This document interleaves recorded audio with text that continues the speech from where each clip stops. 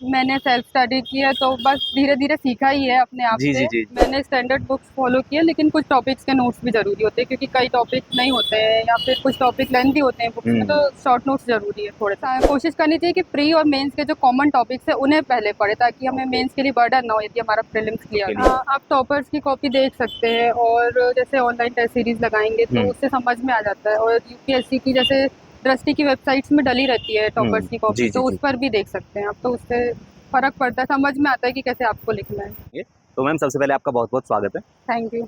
And ma'am आपका interview कैसा हो गया? बहुत अच्छा था। ओके जी मैम, सबसे पहले आपका नाम और आपका एजुकेशनल बैकग्राउंड क्या है? मेरा नाम बबीता सूर्या है। मैंने बीएससी कंप्यूटर साइंस से किया है और एमएससी फिजिक्स से किया है।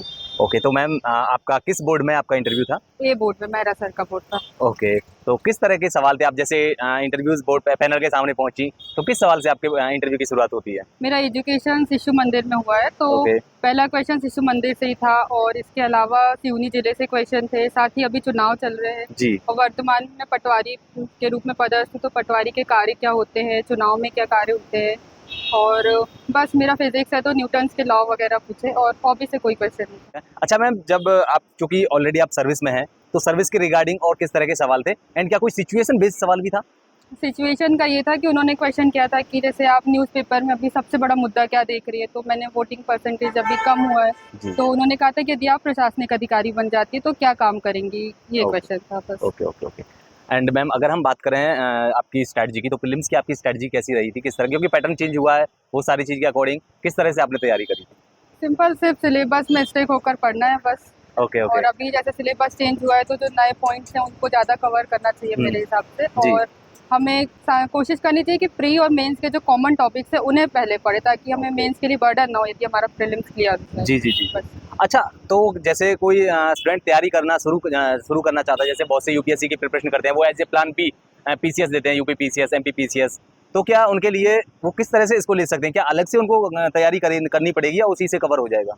हाँ, मेरे हिसाब से उन्हें प्रीलिम्स का पहले सिलेबस देख लेना चाहिए, मेंस का जो भी है। हम्म। और साथ ही बेसिक जो जीएस के सब्जेक्ट्स है वो तो आप सारी पीएससीज में पढ़ते हैं, तो एमपी में स्टिक होना चाहिए उन्हें, और बाकी स्ट्रेटजी तो उन्हें भी अच्छे से पता होगी। जी बिल्कुल। जी जी जी जी बिल्कुल। अच्छा मैम, मैं बात करता हूँ, अगर करंट अफेयर्स की बात करें, तो करंट अफेयर्स के लिए आपके रिसोर्सेज क्या थे और उनकी तैयारी कैसे करी? क्योंकि करंट अफेयर ऑलरेडी बहुत ज़्यादा वास्ट है, कुछ पता नहीं होता कहाँ से क्या आ जाएगा, तो वो सारी चीज़ों को आपने किस तरह से कवर किया और वो इंटरव्यूज में कितना रोल प्ले किया उस सब में?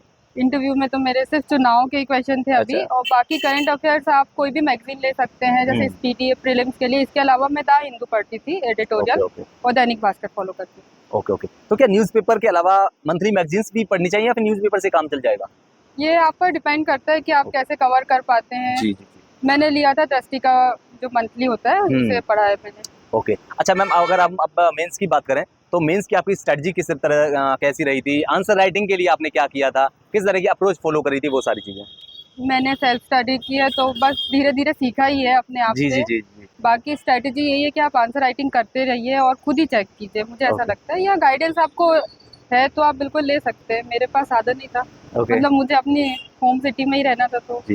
अच्छा मैम, आपने कोचिंग नहीं ली कहीं से भी? No sir. ओके, तो मैम आपने आंसर राइटिंग कब से शुरुआत करी? जब आपने तैयारी शुरू करी, क्या फर्स्ट डे से आंसर राइटिंग करना स्टार्ट कर दिया, फिर बाद में थोड़ा सा पढ़ के सिलेबस को कवर करने के बाद आंसर राइटिंग करी, और किस तरह की अप्रोच थी? मेरा जानने का पर्पज सिर्फ यही है कि आंसर राइटिंग में आपने पॉइंट वाइज फॉलो किया, पॉइंट वाइज अप्रोच, क्योंकि बहुत सारे स्टूडेंट होते हैं जो पैराग्राफ में लिखते हैं, कई पॉइंट में लिखते हैं, तो आपने किस तरह से किया? सर, मेरा जो पहला मेंस था 2020 का था, तो मैंने ओके। उसके जो कॉपी है, मॉडल कॉपी, उसके हिसाब से जो उसकी डिमांड है, जैसे 5 मार्कर्स हुए, 3 मार्कर्स हुए, तो डिमांड के हिसाब से मैंने उन्हीं कॉपीज में प्रैक्टिस किया आंसर राइटिंग। ओके और ओके ऑनलाइन टेस्ट सीरीज वगैरह आप ज्वाइन कर सकते हैं कि आप। ओके। अच्छा मैम, इससे पहले ये आपका कौन सा अटेम्प्ट था? ये इस बार जो आपने लिखा है, मेंस लिखा है, अब इंटरव्यू तक भी पहुंची हैं, तो ये कौन सा आपका इंटरव्यू था, कौन सा आपका मेंस था और कौन सा प्रीलिम्स था ये? ओवरऑल मेरा ये 4th अटेम्प्ट है, ओके। और मेंस का सेकंड और फर्स्ट इंटरव्यू है। क्या आपने इसके अलावा यूपीएससी का भी कोई एग्जाम नहीं दिया अभी, एक आधा अटेम्प्ट? नहीं नहीं, अच्छा अच्छा।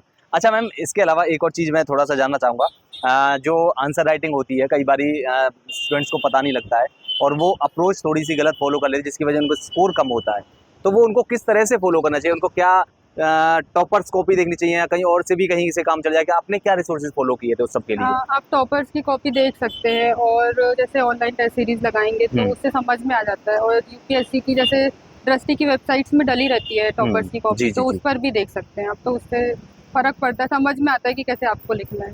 ओके, अच्छा मैम एक और चीज़, क्या नोट्स बनाने ज़रूरी होते हैं सिविल सर्विस के लिए, या फिर जो स्टैंडर्ड बुक्स हैं उन्हीं से काम चल जाएगा? मैंने स्टैंडर्ड बुक्स फॉलो किए, लेकिन कुछ टॉपिक्स के नोट्स भी ज़रूरी होते हैं, क्योंकि कई टॉपिक नहीं होते हैं या फिर कुछ टॉपिक लेंथी होते हैं बुक्स में, तो शॉर्ट नोट्स ज़रूरी है थोड़े थोड़े।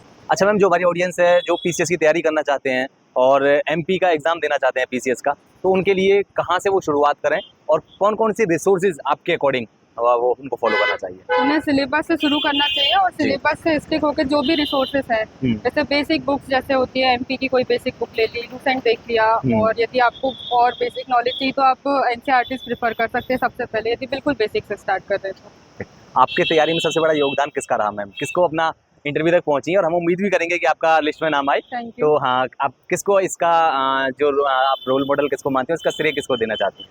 तैयारी तो देखिए मैंने खुद से की है, लेकिन इसमें सपोर्ट सबसे ज़्यादा मेरे पेरेंट्स का ही रहा है। ओके, बहुत ओके। धीरज से काम लिया जी, उन्होंने, जी, 6 जी, साल जी। हो गया है, तो उनका सपोर्ट सबसे ज़्यादा रहा है। जी। एंड मैम एक और मेरे ज़हन में सवाल उठ रहा है कि क्या इंटरव्यूज़ पैनल में पैनल ने आपके सामने हॉबीज़ रिलेटेड कोई सवाल था, या उससे रिलेटेड कोई सवाल नहीं नहीं, था? मेरी हॉबी से रिलेटेड क्वेश्चन नहीं है। अच्छा, अच्छा। तो ओवरऑल मैं कहूँ जो इंटरव्यू डेप्थ बेस्ड रहा, करंट बेस्ड रहा, या फिर क्या आपके किस बेस पर कह सकते हैं इंटरव्यू को? वो डेव से ही, मुझे ऐसा लगता है डेव से ही पूछते, जैसे मुझसे मेरे ज़िले के बारे में पूछा और समस्याएँ जो चल रही है और करंट में अभी क्या चल रहा है न्यूज़ में, बस। Okay, okay. मैम मेंस का सिलेबस को कैसे डिकोड किया जाए, जो पीसीएस का सिलेबस है?